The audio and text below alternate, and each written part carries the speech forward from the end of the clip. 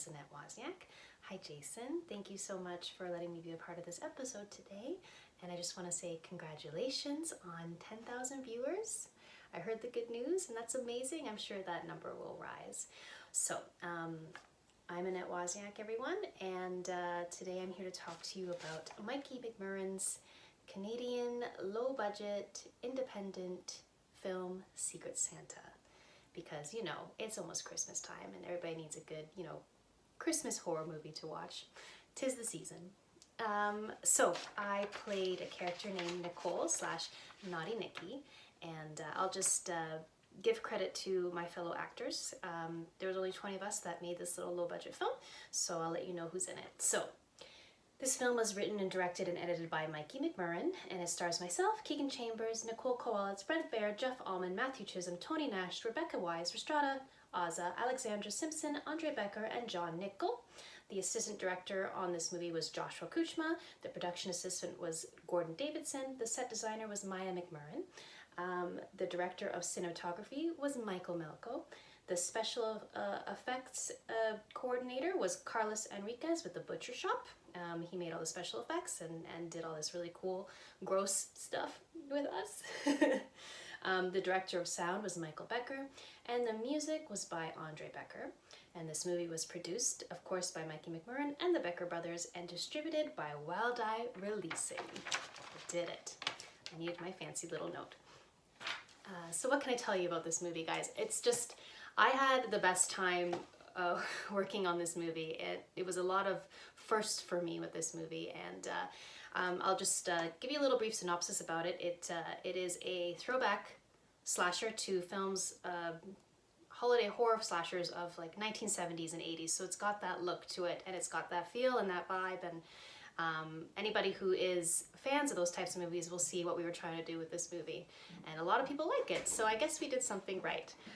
Don't mind that noise in the background. It's my massive, come here boy, my massive puppy. Come here, sweetheart. Come here, Cobalt. Come say hi. Hi. Hi everybody, this is Cobalt. My giant 165-pound Cane Corso Mastiff that won't leave me alone, so I apologize, but he's here. Don't knock over the tripod. Thank you. So I'll just let you know about my first in this film. So it was my first time speaking with an accent in this movie. It was my first time in a comedic role. Everything else I've done in my life has been a dramatic role. It was my first time filming a movie in my hometown of Cambridge, Ontario. It was my first time being a main lead in a feature film. Watch out, buddy. And it was my first time helping with auditions, so that was beneficial to me as an actress because I got to finally audition people and not be the person coming into the room and auditioning. So that was just one of the best experiences I've had in my life. It was my first time working with friends, and all these people in this film are gonna have a special place in my heart because we pretty much just drank and had an awesome time on this movie, so I'll never forget that. So let's just make another one. And we already did, and now we're gonna make another one, so Mikey will tell you about that. Anyways, it was my first time, okay, I'm gonna say this without laughing. It was my first time holding a rubber dick, a big rubber dick. And if you watch this movie, you'll see why I do that as Naughty Nikki. Girls gotta eat, gotta make some money, I guess. So I hope you guys enjoy this movie as much as I enjoyed making this film. If you do buy the DVD, which you can, you will have bonus features on it. So there's a director's commentary, which I actually am in as well. That's another first for me. And a behind the scenes documentary, and how we did the special effects and the trailers. So, and how we came to make this movie and how we got it out in the world. So a lot of interesting things in there as well if you do get the DVD. If not, you can watch it on Amazon Prime. So that's exciting that everybody has the ability to see it now, and I just hope you all enjoy it. Thank you so much, Jason. Everybody please follow Jason. He is wicked awesome at reviewing films. And if you'd like to follow me as I, navigate the acting world and the next stuff that I'll be in, hopefully when this corona business is over, because it's really slow right now. You can follow me at on Facebook at actress Annette Wozniak, or Annette Wozniak on Instagram. So I know, puppy, I'm coming, it's okay. So thank you so much again, Jason, and everyone, please stay safe and well and happy and enjoy our little Christmas slasher film. Thank you again. Bye, guys. Hello, Jason and Sinister Cinema. Thank you so much for having me on Slasher Sunday. It's a pleasure to have Secret Santa, a film that I made, be featured on the episode. Thank you so much, Jason, for letting me be a part of this. You've already probably heard from Annette, and so I'm just going to kind of reiterate what she said. I am the writer, director, and editor and producer of Secret Santa. It is a holiday slasher made for peanuts. Total budget was $6,000. It was a miracle. We actually had a movie, not only just a movie, but a good movie that came out of it. I'm really proud of it. For those who haven't seen it, if you love old school 80s slashers, it's pure nostalgia. It is a blast. Congrats, Jason, on over 10,000 views and over 11,000 subscribers. That is amazing. So I'll do this quickly, but basically Secret Santa is just a really fun throwback to horror movies that I loved, that I watched, that were, you know, set in the late 70s, early 80s. And we put all the money that we had on the screen for effects to just make it a blast for anyone who watches it. I try to put my own little twist on it as much as I could by putting my own element of humor into it. So I hope you really enjoy that. It's just a really fun beer and popcorn movie. So, you know, midnight, 1 o'clock in the morning, turn it on, grab a drink, grab some popcorn with your friends. It's just a really fun movie. So I hope you enjoy it. If you have any questions that you would like to ask me, you could go through Jason, or you could check me out on Facebook at Real Phobia Productions, or on Instagram at Mikey McMurran, or on Twitter, the same, at Mikey McMurran. I'll be more than happy to answer any of those questions for you. I do ask, I really hope you guys check out this movie for the holiday season. It will really get you in that holiday horror spirit, and it will support independent filmmakers like me and the other people that help made this movie. And Wild Eye Releasing is our distributor. They would love to see your posts about it. I am in the process of writing a sequel. So the next step will be funding. I've just finished the first draft, and hopefully we'll have a final draft by early to mid 2021. And then we will go into some sort of funding strategy. What that is, don't know yet. Also, my second feature film, The Final Ride, should hopefully be out and distributed in North America within early to mid 2021. Unfortunately, like many things, COVID has delayed the slate of releases on Wild Eye Releasing, as well as many other companies. So we were hoping to get it out earlier, but it will come out. That is a super fun anthology film, horror comedy, very similar to the vibe of Secret Santa. If you enjoyed Secret Santa, you will definitely enjoy The Final Ride. So thank you so much for watching this episode, and thank you to Jason, and I really hope you enjoy Secret Santa and Season's Bleedings. Welcome to Christmas Time Slasher Sunday. We're talking about Secret Santa. Thank you to Mikey and Annette for that opening. I told them to talk shit about me, but of course they're Canadian, so they're too damn nice. That's all right, though. I forgive them. That was very cool.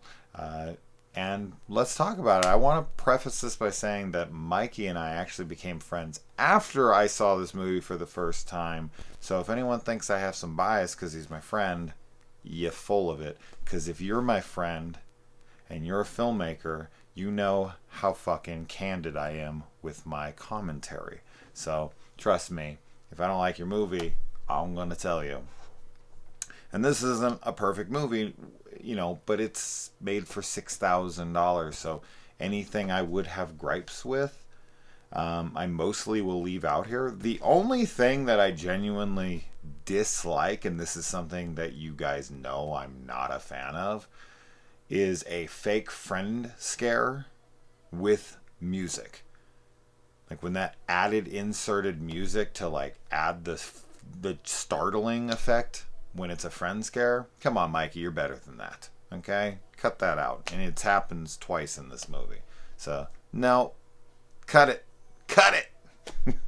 But besides that, man, I really do enjoy the shit out of this film.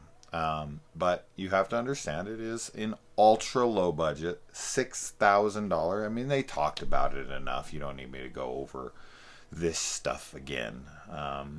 But so let's just talk about the movie, because as I said, they talk about it plenty. So now, because this was shot in Canada, they had a lot of snow to make it look like Christmas. I don't know what time of fucking year they filmed this, but there was snow there. I don't know if it's snowing where you guys are at all times, but you definitely got to capitalize on that when it was out there and available to you. If you lived where I lived, you'd be able to film maybe one day every couple of years. For like 2 seconds, you'd have to run out and be like, it's snow, it's snow, it's snow. Get it as fast as you can.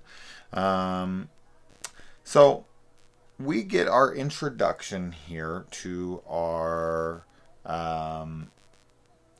opening characters. We always have to have that opening kill right before the title card.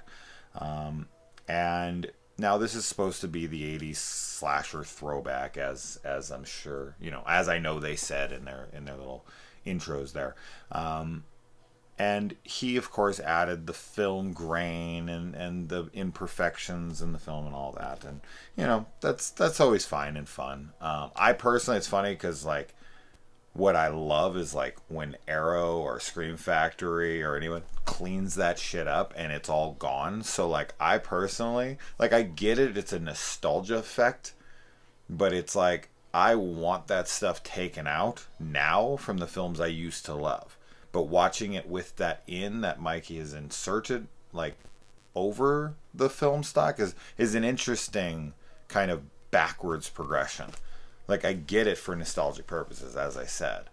But it is funny how, like, I collect Blu-rays and we all want, like, that highest quality imaginable. Now, there are some people who are kind of purists and watch it on VHS and whatnot. I'm just not one of those guys. I prefer it to be in the highest quality possible.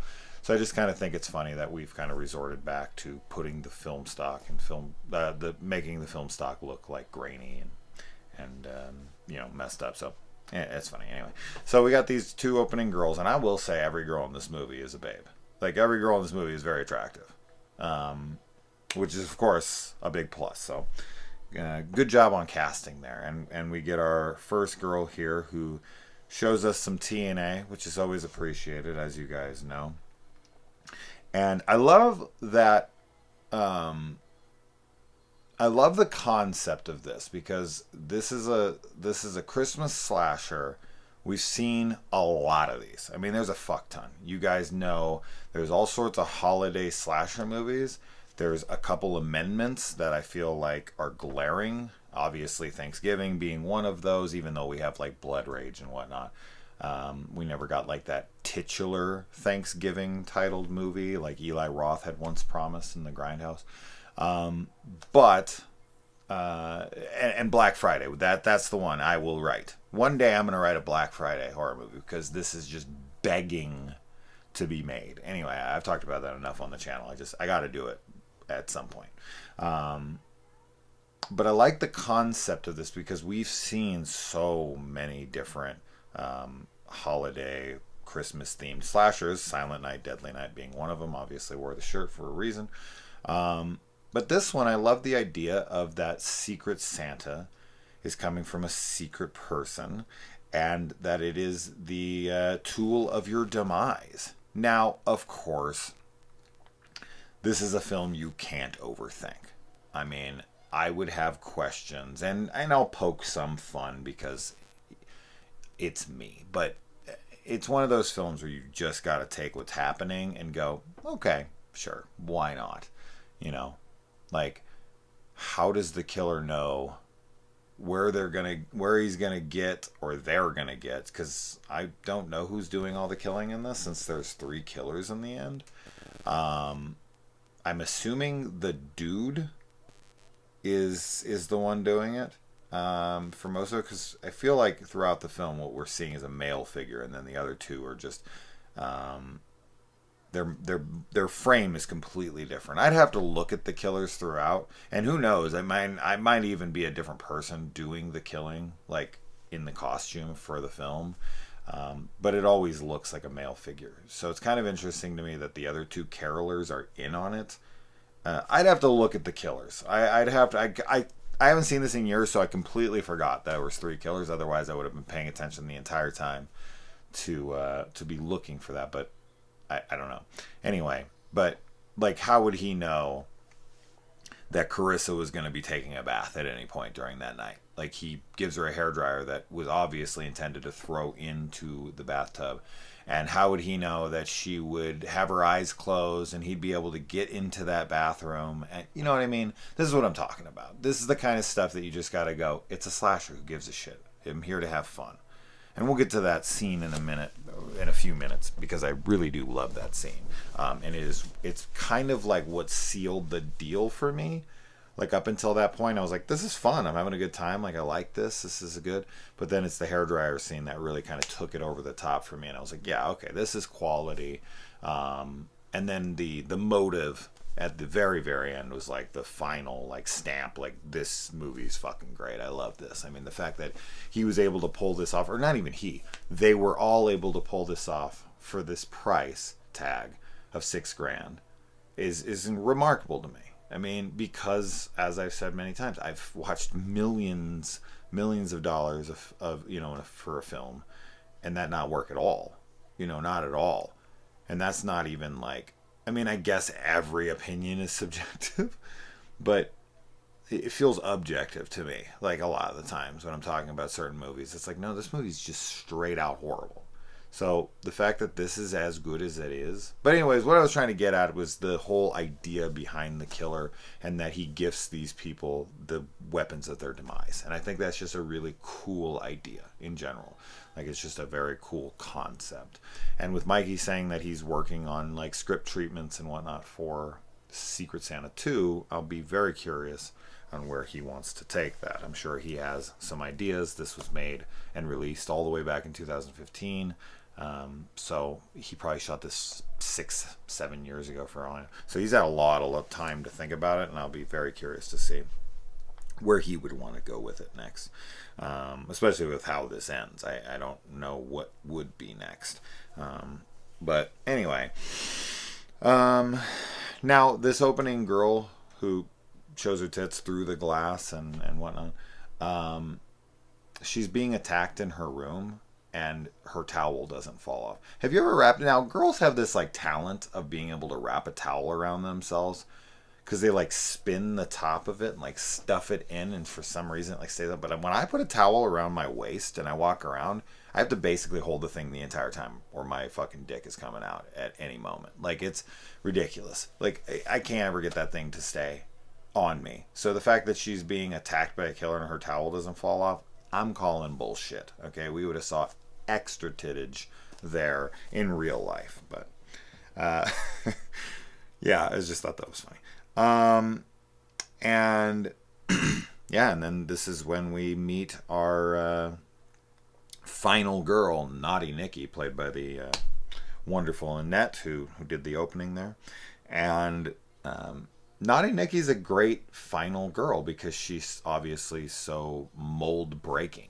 This is not the typical archetype for the final girl. She's supposed to be the virgin, the sweetheart, and she kind of is, like, to her friends. So she plays the typical final girl, but she has this like dark secret. So it's a really cool spin on a classic theme, and I dig that. And I feel like Annette, and not just because she did the intro, okay, a little bit because I know she's probably watching this. No, I think she's very, very good in this movie. Like, I really like her a lot in this.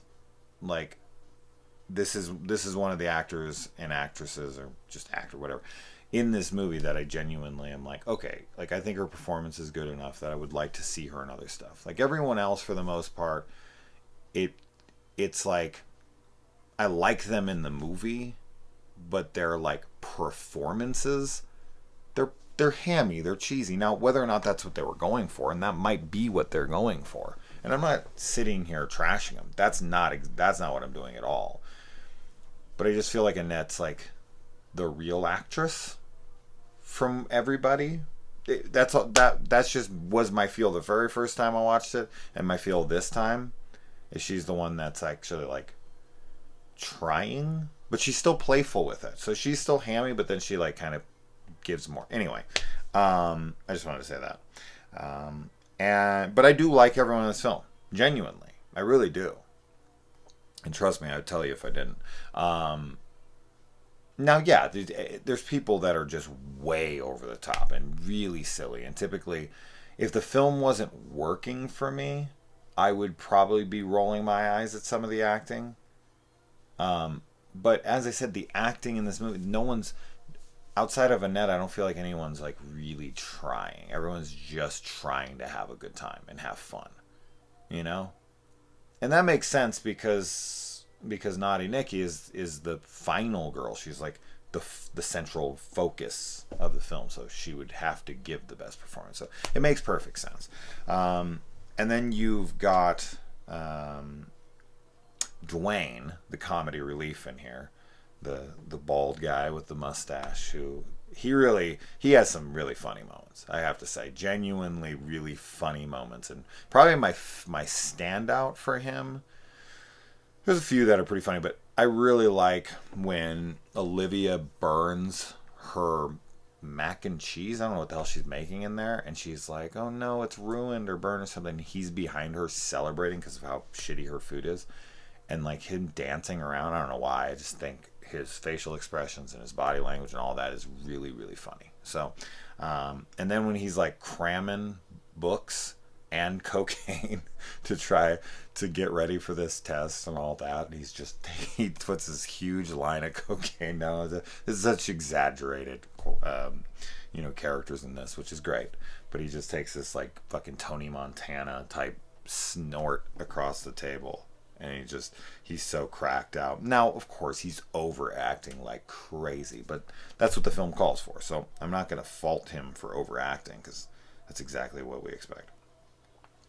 And then we meet Olivia, our TA, more like TNA. Actually, she doesn't show any TNA in this, which was a shame because she is a very stunning girl. But as I said, I pretty much every girl I think actually every single chick that appears in this film is very attractive. Like even the girl who drops off Nikki at the end of the movie was like, oh, she's fucking adorable too. Like everybody in this movie. So Mikey obviously has the connections here for the beautiful women in Canada. So there you go. He's like, what the fuck is that guy's name? The kid in Hostel, who has like, the deets on all the hot babes in Bratislava. What the fuck is that? I can't believe I can't remember that guy's name. He's like, oh, blank's a pimp, huh? I'll think of it. I'm gonna fucking think of it before this is over. But that's Mikey, I guess, over. He's luring us in to kill us in a hostel, I guess. Now this does make me wonder, and I'm assuming this number's pretty large, but how many college girls are doing like camming to get themselves through school? I'm assuming, or like porn or anything like that. Like I'm assuming a lot. I'm assuming like the majority of webcamming is to pay off like tuitions. Doesn't Canada have like tuition free college? Don't you guys have that? I know you have Medicare for all, but you don't have tuition free. I thought you did. Is this film supposed to take place in Canada? I don't know. I thought you guys had that. For some, like I feel like I'm mixing it up now, but no, pretty sure you guys do. So anyway, I'd really like to know what the girl in the opening who gets killed with the drill and that takes her eye out, what she was going to do with that hair straightener. She just got out of the shower. Her hair is not wet, so she did not do anything with her hair. But now, after going out for the night, after having it styled, she's going to straighten her hair in her room? Like, I don't understand why she grabs her straightener. It's to steal it for later? Is that what's happening there? Remember, I'm a hairdresser, so when I saw her take the straightener, I'm like, what's she going to do with that thing? With her hair like that? She didn't wash her hair and then dry it out, and then she's gonna like restyle it. So that was so confusing to me. I'm sure you guys didn't think of it at all. Maybe you're just like, oh, it's a girl. She'll grab a hair straightener. And it wasn't used for anything. It wasn't like a sleepaway camp scenario where the girl gets it right up the wazoo. And so Carissa and Brian are having a little affair here, which never really comes to light, but it does play a pretty big role in their characters. And a good thing about these characters is the characters in the movie are diverse enough that they're all kind of their own thing. Nobody blends together. Everyone's very memorable. I know exactly who everyone is throughout the film, and that's a really good thing, because movies like this, slasher movies like this, characters can blend and archetypes can become very stale very quickly, and nobody really brings anything to the table. But I don't really feel like I don't feel like there's a weak link in the chain here. Like, I feel like everyone plays their roles very well. Like, whether it's Brian or Olivia or Professor Ramsey or Dwayne or Carissa or Brian or Nikki or anybody.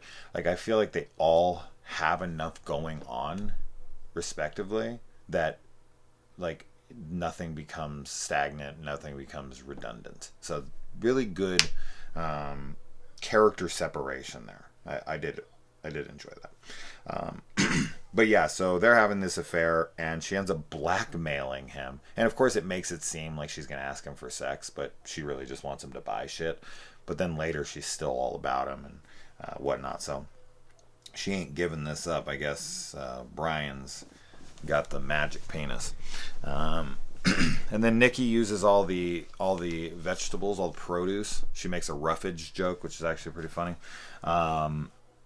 And then Olivia makes herself a vagina smoothie, which is a pretty funny scene.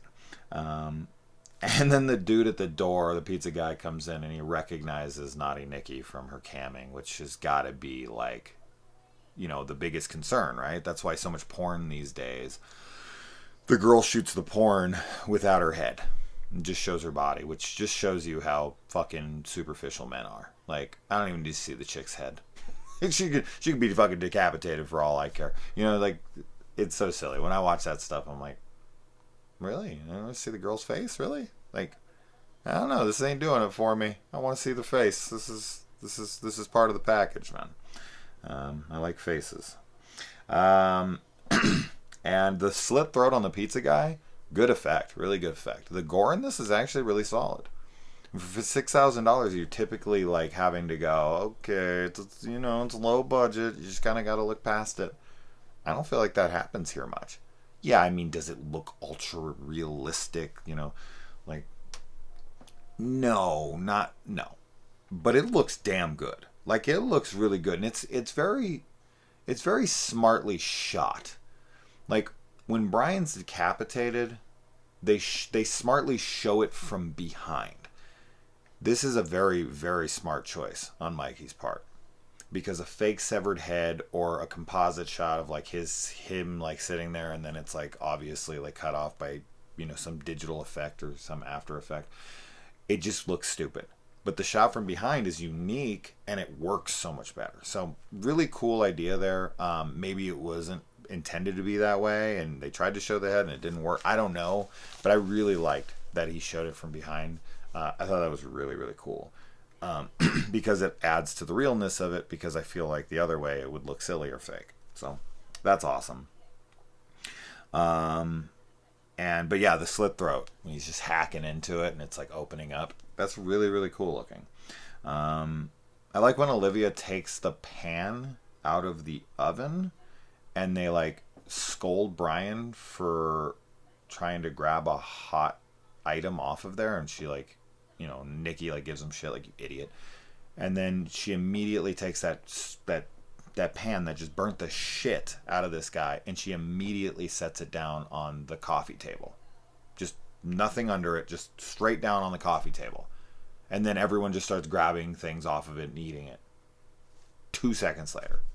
This wasn't thought out at all.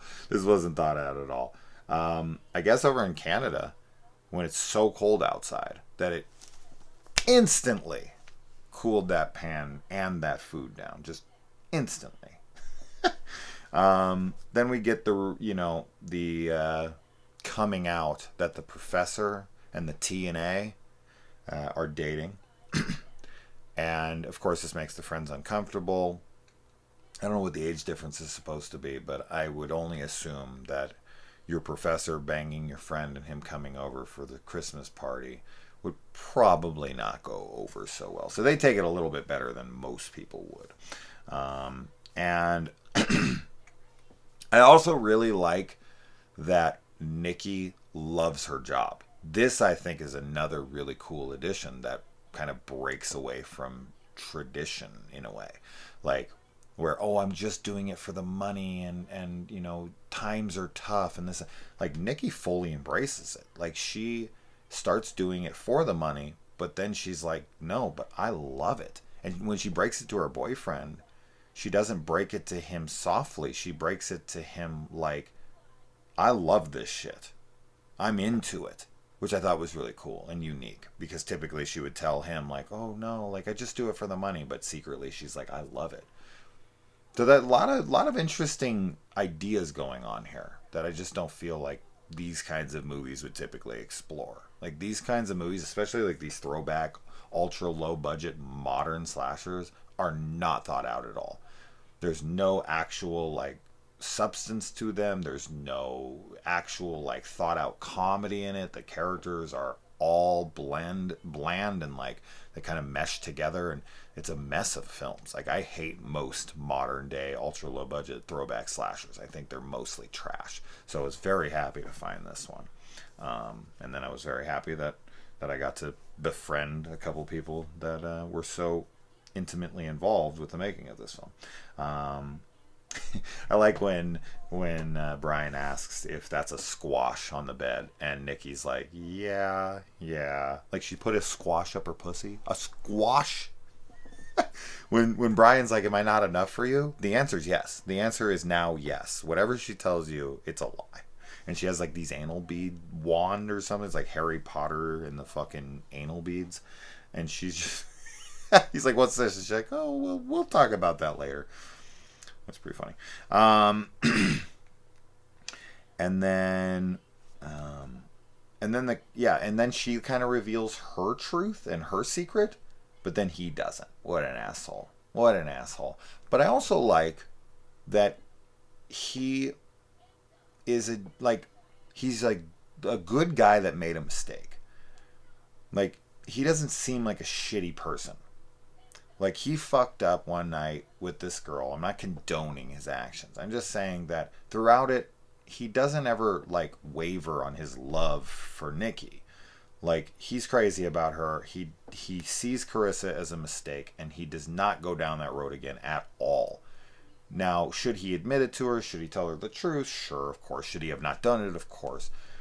But I don't feel like he's demonized in this movie and is seen as the bad guy. He just is a normal kid who made a dumb mistake and is trying everything in his power to keep it a secret and to keep this girl around. Which, yet again, is a little bit more character development than you would typically get in a film like this. So, more praise there once again. And so then the carolers actually like go around anymore and sing at places? Do you guys know this? I've never seen any in my entire life, but they might exist. And then Carissa takes Dwayne to fuck him to try to make Brian jealous, and then he can't get hard, which, girls, you have no clue. I mean, we can't understand a lot of the things you go through, for sure. I'll never understand what being on your period's like. I'll never understand a lot of goddamn things that you guys have to deal with. But the sex is not always amazing for us either. Like, the shit gets awkward, and, you know, there's the pressure to perform, and you guys don't have to get nothing hard. It is, sometimes, it's a lot. And you don't just, your dick doesn't work on command. You can't just be like, up, boy. All right. Come, boy. Down, boy. Like, that's not how it works. That's not how it works. And then a girl's like, oh my God, he must not be into me. He's not hard. No. Maybe he's so into you that he's so nervous he can't get it up. Did you ever think of that? Yeah. Anyway, I just saw that and everyone's like, "Oh my God, Jason can't get it up. This is a very sensitive topic for him." Sometimes, sure, you get nervous. You get nervous with new people sometimes, and you're just like, "Fuck!" Especially when you want them so bad. Then it's too much. Then it's like, "Oh my God, I can't. Oh, don't. I don't even want to do anything because I don't want it to be bad." I get like that, 100%. 100%. If it's a girl I'm like way crazy into, like if she wants to like do something, I'm like, "Oh God, I don't know. Maybe not. Maybe we shouldn't. Maybe we shouldn't." I'm just gonna go out with a girl I don't really like so I can fucking perform very well. Anybody else have that problem? Or am I completely alone on that? Well, it looks like Dwayne is with me on this one, so you and me, Dwayne. The professor gets Olivia a snow globe, and it's like the snow globe. It's like really cloudy inside the snow globe, and she's like, "Oh, I love it." What the fuck is that gift? That gift's horrible. What is that? The snow globe. That was such a weird, that was such a weird thing, and she seems to be all about it. Okay, there you go. And I love how the killer somehow wrapped all the gifts to look exactly the same as the gifts that they wrapped, the exact same size. Redid all the labels in handwriting that would look like Olivia's, who wrapped them for everybody.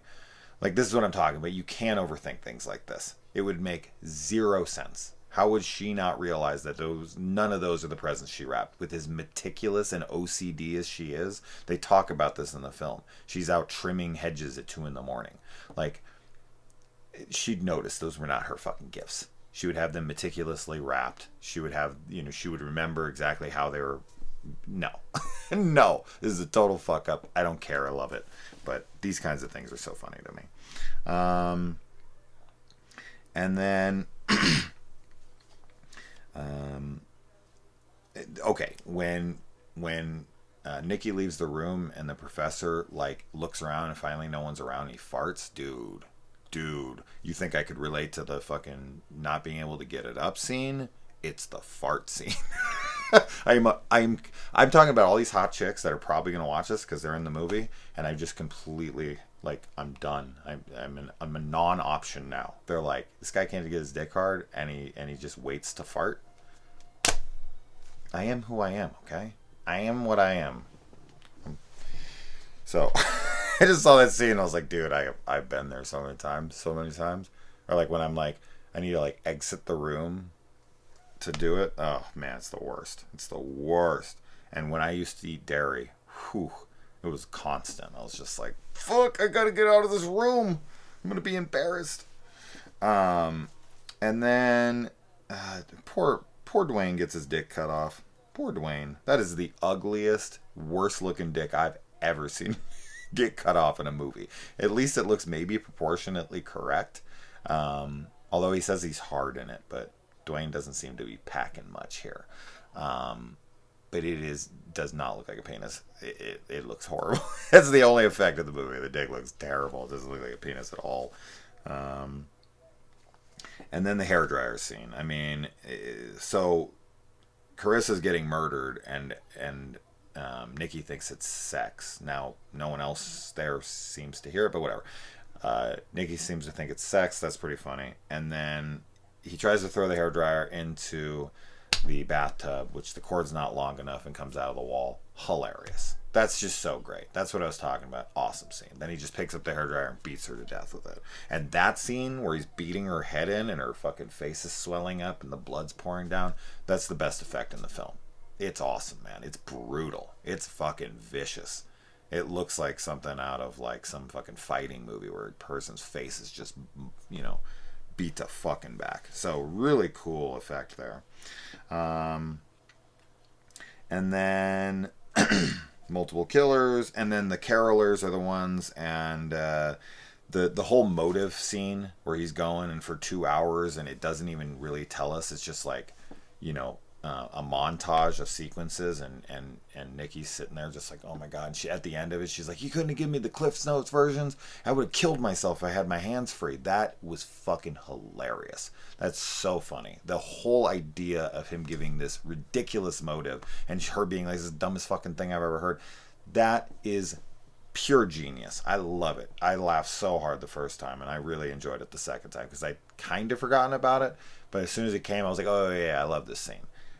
So really, really smart writing there, because typically we get into this fucking diatribe. Somebody goes into this full like dissertation of like why they did it, and it's like ugh, and it's almost never good. It's almost like ugh, who cares? So the fact that it's like a joke, that in the way that it's edited and everything, so funny, so good. And then I love that also even ends up getting his partner killed because of how long he drowns on for. He gets his friend killed because she fucking bleeds out on him. What motive they have to be with him, I have no idea, but whatever. That we don't even really know his motive. It seems like he didn't get Christmas presents he wanted, so he gave Christmas presents that he was going to hurt people with because the Christmas presents when he was a kid hurt him. I don't know. I just made that up right this fucking second. Is that it, Mikey? Let me know. And then let's see. The fact she throws a big black dildo and it just hits him in the head, and he's like, fuck. And then he's like, falls over. He blacks out. The way that's done is so funny to me. And then, okay, the ending is a little hard to believe. This is yet another one of those things where Nikki would have to know he was coming. She would have to somehow know he was looking, but then not looking for her to replace herself with a blow-up doll. And then for her to be able to turn on a chainsaw under the bed and get it out and start cutting off his leg before he could react. Like, all of that stuff is so nonsensical. But as I said, you can't think about it at all. Yeah, I try not to.